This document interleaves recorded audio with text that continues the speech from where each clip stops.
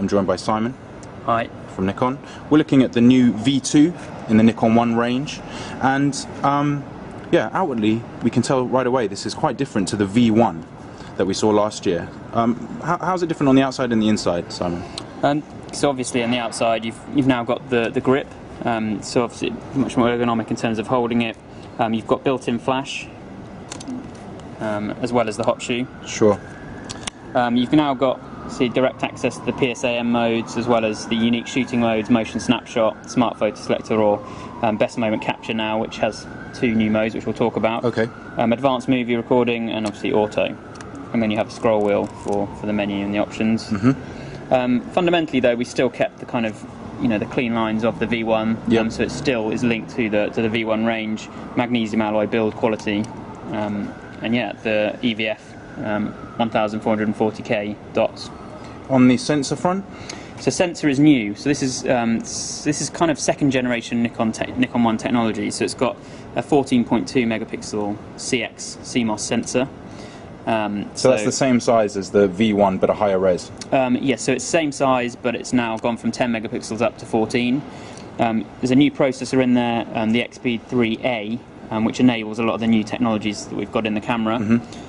In terms of second generation, it's now able to shoot at 15 frames per second with continuous autofocus, yep. and 60 frames per second with single point fixed focus. Got you. That's up from 10 on the V1. Yeah, so we're exactly. So on continuous focus, we're looking at 15 frames a second. Yeah, and this is all at full resolution. Okay. So if you imagine you can take 60 frames per second at full resolution, so you're able to now capture with 40 megapixels, 850 megapixels per second. So that's phenomenally high compared to any other competitor product. Sure.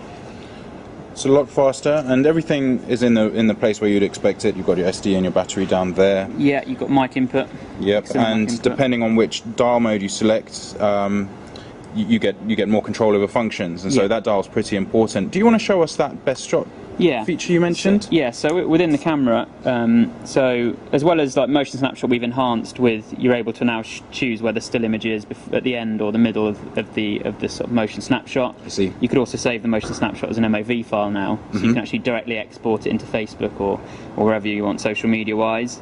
Smart photo selector, we've improved the algorithm to improve, but really the new thing to show you today is within so this mode here, which is called best moment capture. When I click the F button, which again, remember the F button takes you directly to the options within that menu.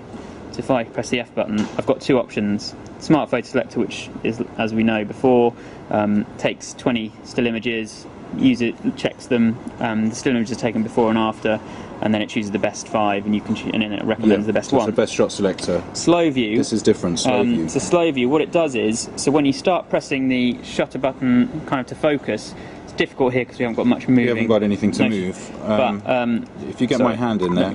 So what it does is, it takes. Oh, look at my hands. So it takes. So this is my hand. How fast I was moving it, but of course we have a super slow-mo. So what it's done is it's taken 40 images of your hand moving. So if you imagine a child in sports day running towards, your kids there running towards the camera, you don't want to miss that moment. So as soon as you press the button in to focus, it captures 40 images and loops those 40 images, and it keeps looping it until you're ready to press. So how do we select the one we want? So once I'm ready, I just say I want to get your hand central to the frame. Okay. So I'm going to wait till it's coming down. So that's the one I want. Yep. Aha. And then it's. So by pushing it down all the way, we delete all the others and we select that frame. Just selects the one. If you wanted more options, like you want 5 options to choose from, in Smart Photo Selector you can then choose that. Switch back. Yeah. So that's kind of a unique feature. And the other one to quickly show you is in the auto mode. Again, when I press the F button, which again, like I said, is here, I've actually now got what we call live image control. So, so if I want some, to look at background softening. Yep. So we need probably some. If I take it here, where we can focus on some leaves, you can see. So say I want to. So here you can see the background. Yep, we're going for a shallow depth of field effect here with.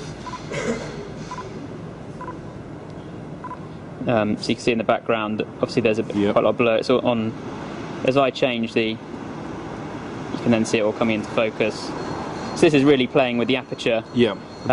So if you're not it's sure, it's a guided version of manual control with the aperture and so on. Exactly, it's a guided way of doing it. So you've got kind of background blur. You've got motion control, so if you're at water, you want to show water running, you can change which is shutter speed.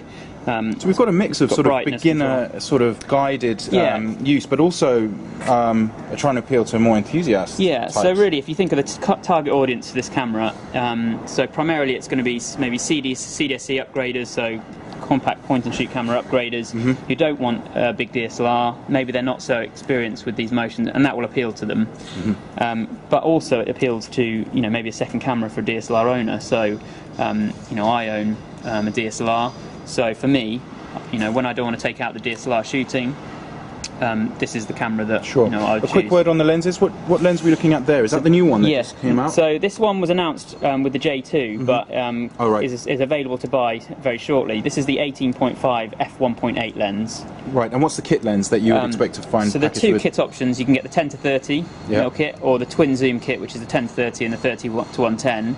As you can see in your your article, there are 3 new lenses that we're announcing as development lenses, and they obviously you can read about those. Yeah, we don't know about the price or availability of the lenses yet, but just as for the camera and the existing lenses, so this camera, when and how much? So this camera is available towards the end of November, so you can actually start buying it from the end of November. Price-wise, the 10 to 30 kit RRP is $799, and the twins kit is $969.99. Perfect. Cheers, Simon. Thanks a lot. Thanks.